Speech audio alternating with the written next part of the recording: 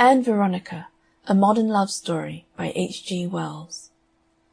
The art of ignoring is one of the accomplishments of every well-bred girl, so carefully instilled that at last she can even ignore her own thoughts and her own knowledge.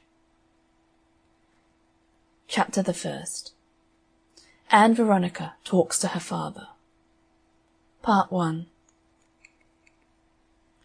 One Wednesday afternoon in late September, Ann Veronica Stanley came down from London in a state of solemn excitement and quite resolved to have things out with her father that very evening.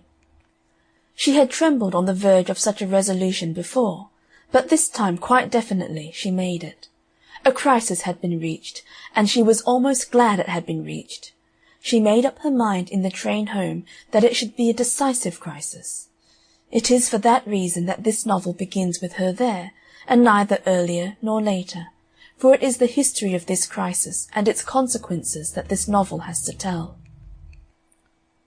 She had a compartment to herself in the train from London to Morningside Park, and she sat with both her feet on the seat in an attitude that would certainly have distressed her mother to see, and horrified her grandmother beyond measure.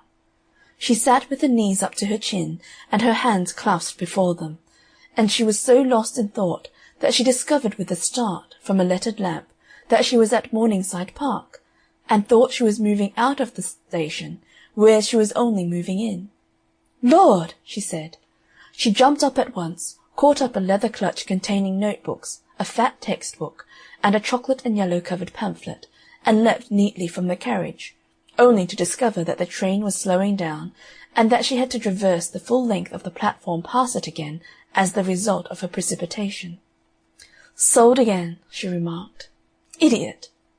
She raged inwardly while she walked along with that air of self-contained serenity that is proper to a young lady of nearly 22 under the eye of the world. She walked down the station approach, past the neat, obtrusive offices of the coal merchant and the house agent, and so to the wicket gate by the butcher's shop that led to the field path to her home. Outside the post office stood a no-hatted, blond young man in grey flannels, who was elaborately affixing a stamp to a letter. At the sight of her he became rigid, and a singularly bright shade of pink. She made herself serenely unaware of his existence, though it may be it was his presence that sent her by the field detour instead of by the direct path up the avenue. "Umph," he said, and regarded his letter doubtfully before consigning it to the pillar-box. "Here goes," he said. Then he hovered undecidedly for some seconds, with his hands in his pockets. Sample complete. Ready to continue?